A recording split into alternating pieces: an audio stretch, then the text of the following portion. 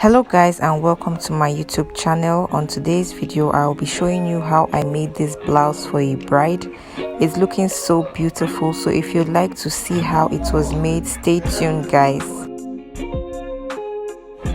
So guys, I took her nipple to nipple measurement, which is 8 divided by 2 is 4, and I added half inch, which is 4.5 inches, and I just marked that from her bust point down to her full length of the full length of the blouse, and I ruled a line to indicate what I had marked.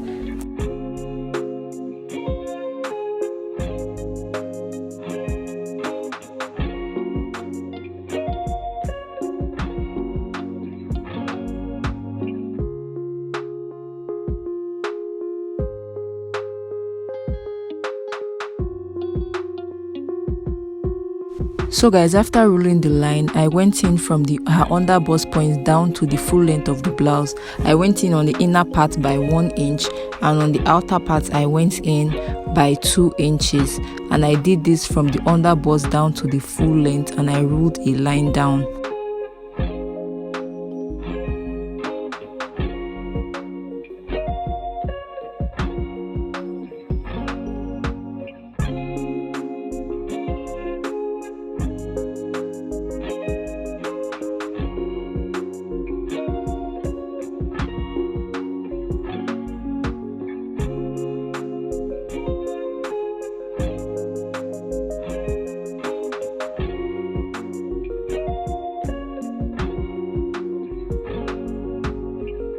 So guys, after ruling the line, I used my broken curve, to just create the breast cup shape you're seeing there that I'm creating right now.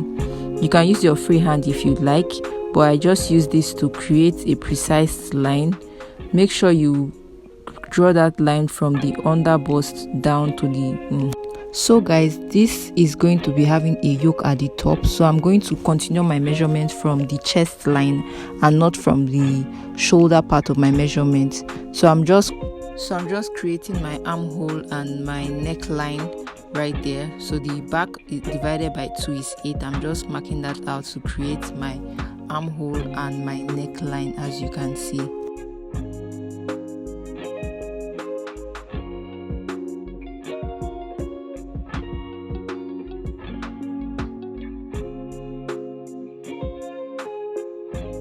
So the armhole depth is 8 inches, and I divided it into 2 to get the midpoints, and I just went in by ½ inch to create my armhole curve here.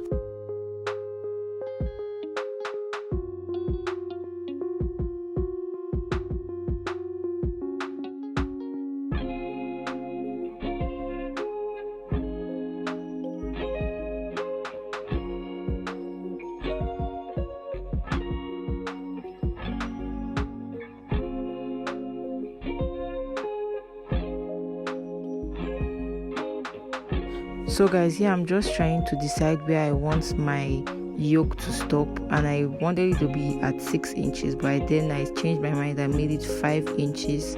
So I'm just marking that out and creating the shape of how I want my yoke to be formed. I'm creating a deep V at the center part, so you see me creating the curve towards that direction.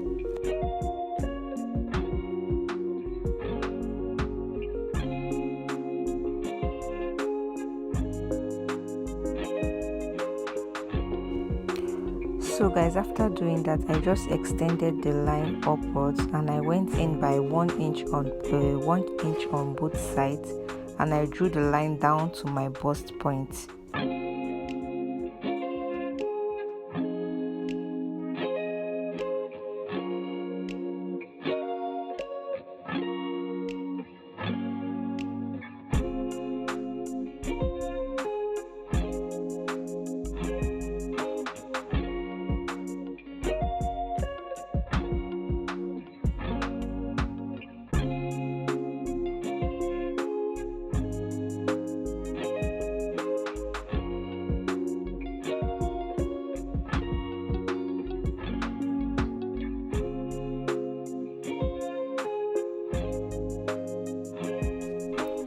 So guys, I'm just deciding where I want my deep V to begin from, and after a while I decided on making it 8 inches.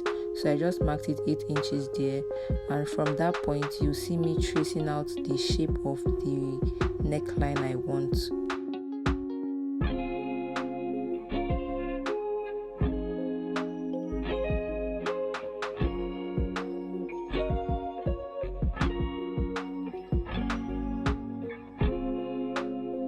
So after that, I just started adding my measurements divided by 4, my bust measurement, my under bust, and my waistline measurement divided by 4, and I just added that measurement, and I returned back the 3 inches that I took at the center, and after that I added my allowance, my sewing allowance, and I just drew that. As you can see, those parts I ruled out that are not needed, I just returned it back, as you can see.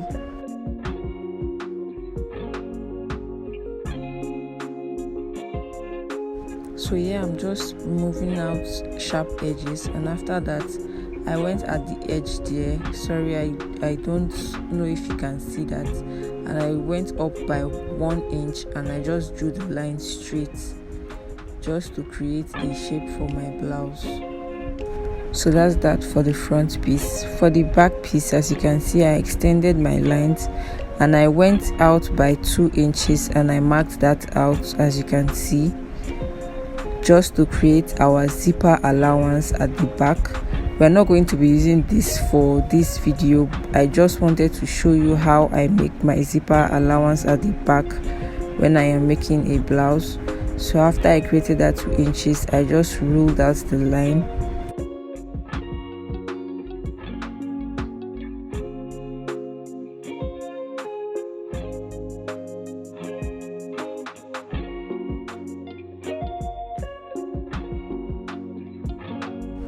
So here I looked for the midpoint of the measurement, and I went in by half an inch just to remove excess at the zipper part, to remove bulging when you're making your zipper. So as you can see, I went in by half an inch, and I just ruled that back to my measurements just to remove bulging from your zipper part, from the zipper part of your blouse at the back.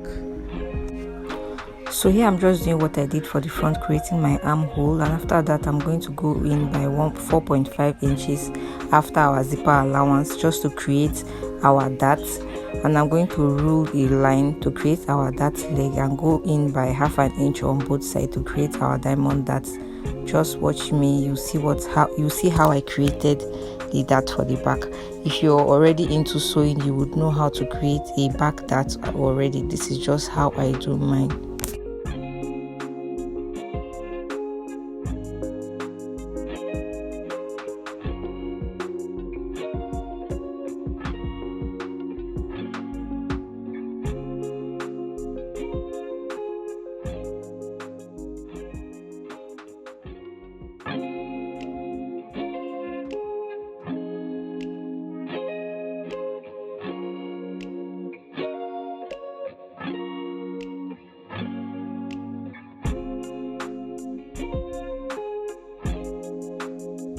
After that, I'm just adding our measurements divided by 4 the way I did for the front as well. And please guys, don't forget to add back the 1 inch that you took at that point when you're adding your measurements back.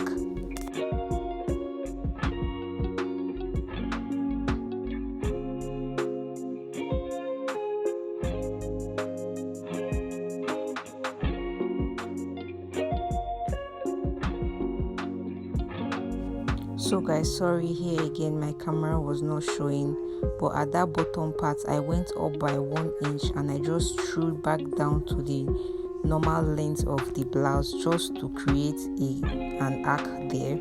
You see what I mean when I'm cutting my pattern. After that, I'm just going back to complete my armhole and create my neckline as well. So at the back we are having a keyhole, so you see me creating the keyhole for the back part of my blouse.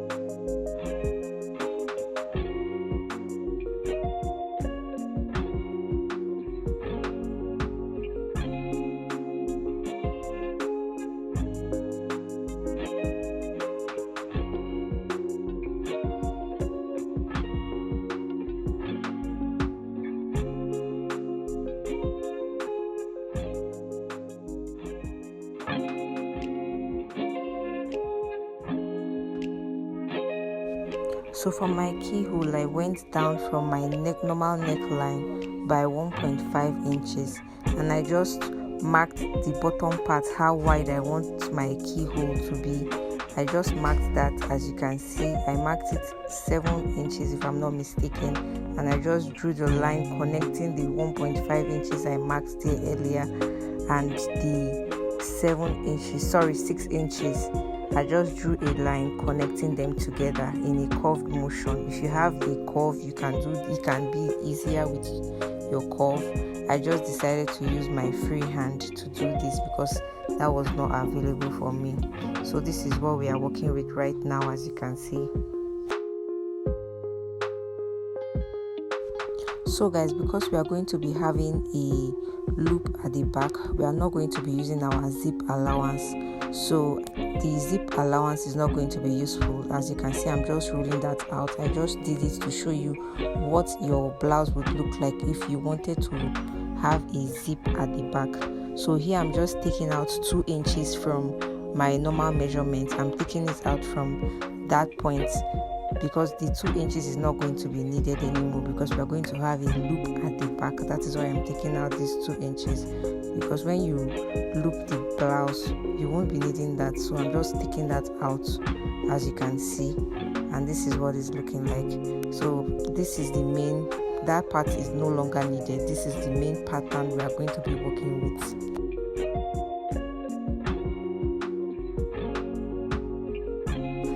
So guys, I just started creating holes just to show you what it would look like if you are making use of an eyelet, but I did not make use of an eyelet for this blouse. I made use of loops. So here I just wanted to show you a mistake I made, to show you that it is okay to make mistakes when you're working. Just make sure you make these mistakes on your pattern paper before cutting them out. So at this part now, you can see the 1 inch I went up by to through at the bottom part, and you can see where I made the mistake. I wanted it to go down from her waistline and not from her underbust, so I just corrected that, and I made mistake with the measurement. That was why it was looking like that. So I just went back to recalculate my measurements, and I imputed the correct measurement, and it came out fine. So this is what our pattern is looking like right now. And right about now, we are just going to be cutting out our patterns to start working on our blouse.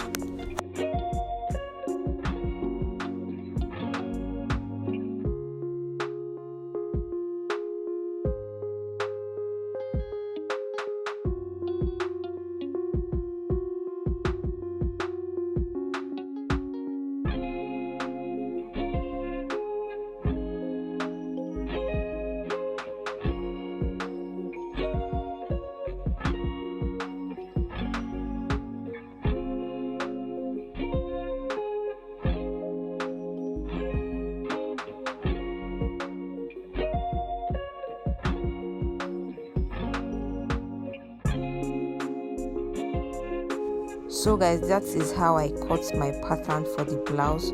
Stay tuned for the next video, because on the next video we are going to be sewing our blouse, and you don't want to miss that. Thank you so much for watching, and I'll see you on my next video.